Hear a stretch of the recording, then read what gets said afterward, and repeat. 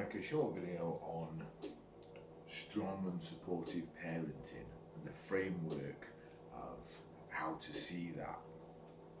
So this is about strong and supportive, right? Emotional, mental, physical parenting, right? So this is you, right? This is your lifeline, right? Your timeline, your platform for living your life, right? There you are, right? Now this is your child's timeline, their platform for living their life. Now, the structure that you build, this is why this is a really good example. I thought of this morning, right? You build supports that need to be strong so that they can run, play, live life, experience life, right? They need to be strong. If you are too weak, and by that I mean we're talking about boundaries, right? Run off that side, they're going to fall off, they're going to hurt themselves. Run off that side, they're going to fall off, they're going to hurt themselves. That's why we have boundaries, right? That makes a bit more sense when you can put it in that sort of setting. So we have boundaries. That's why we have child gates on stairs and things like that, right? But also emotional, mental, physical boundaries. Not just so they don't hurt themselves physical, they really need the emotional and mental boundaries as well.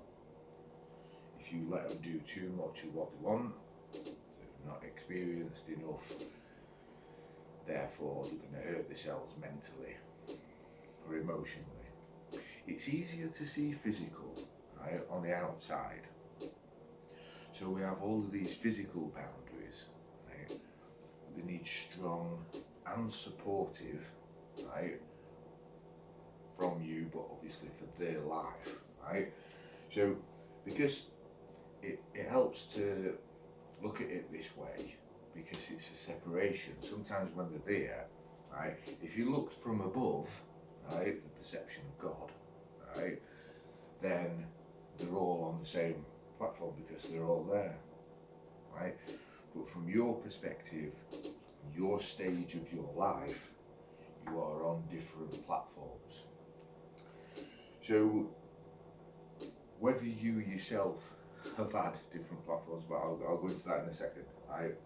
So what you do is you build them strong platforms. If they don't have them emotionally, mentally, physically, right, then what happens is that platform becomes wobbly. It's not very stable. They're going to get frightened, and therefore their life is going to be a little bit more shaky than you would want it to be, or they would want it to be.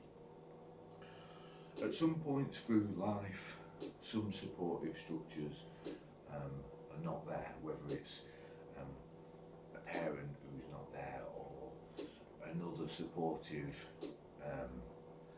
person, framework, structure is not in the life, right? So it's important for the people who are there, right, to put structures in to keep their platform, to keep their life as stable as possible. Okay, and then what happens is if your child's got a good steady framework, and then what happens is you help them to understand that framework when they get to double digits, so from 10 onwards. You want to help them, well, if you can do it earlier, it really does benefit, right? If you can explain things instead of just telling, right? If you just tell, then all you do is you learn to follow instructions. You don't understand, right? So what you do is, at the latest, right, double digits, right, start explaining why. And then what happens is these supportive structures, they start to understand, right? And they start to build in their own lives, in their own experience, right? And then what happens is through their life, these supportive structures, and they can, you know, they learn their own as well, right? And then what happens is, right, they might expand their own boundaries, and then they might then have children of their own, right? Now what happens here, and this is important to understand if you want a strong, you see the trunk of the tree, right? Okay, so then when they have their own children, right, it is really important to do is to let them do what you've done. If you've been a strong and supportive guide, mentor, parent, then you need to let them do what you do. One of the downfalls, right, is that the person who's now a grandparent, right, then does too much, right, in this section. And what it does is it actually slows down this person's ability to learn from the parent, which is what you've tried to do as a grandparent, right? And it actually reduces this section, right, of parenting. The grandparent stage and the child stage becomes much closer, but it weakens the parenting influence. So it's really important for the grandparent, when you become a grandparent, to really enjoy, step back and play a small part, but a quality part, in the life, and let the parent do much. The overbearing parent, right, the parent who is too controlling, then becomes an overbearing and controlling grandparent, right? This thing that, you know, as you get older, you just get better at doing things. So, right, so it's really important, right, if you've been a good parent, to then let your child be a good parent, and you enjoy being a quality grandparent at that stage. Otherwise, what you're doing is you actually you slice off a chunk of the tree, and it just reduces. And over generations, instead of getting, you know, if you keep doing that, instead of getting 10 quality generations, or good generations, you get 5, maybe 6, because you're reducing the parenting, because you hold on too tight. You hold on too tight. Now these supportive structures, right, talked about in a physical world, but you know when people talk about, oh, you're pulling at my heartstrings, right?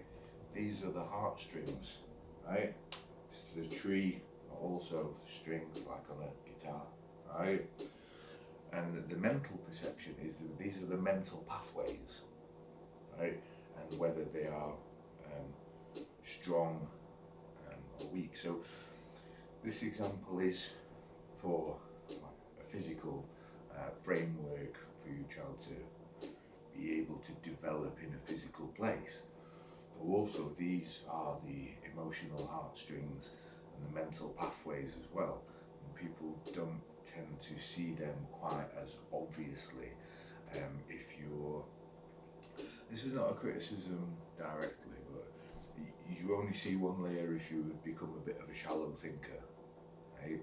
To be a bit of a deeper thinker, you see the deeper layers. So once you know that, you can reflect on that, and you can, yeah, actually, and then you can expand your perception, your awareness, and you can learn to give. And this is an example for parenting, applicable to relationships and other areas. So strong and supportive, emotional, mental and physical, right? Just be awesome in in the layer that you are, and if you're in another layer, if you're grandparents, and then a great grandparent, be great, not overbearing and controlling, because change. Oh, who's that? Oh,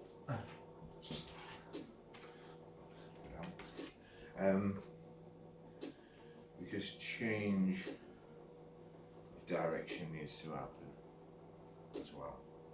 Right, there you go. Hope you got something from that, and hope you, this parenting is an awesome privilege. Hope that helps. Yeah, build an awesome framework for your children to build on, and when they get to double digits, at least, if you can explain things without falling into the trap of over explanation for the stage that they're at, then it's really going to help you, and really going to help your children.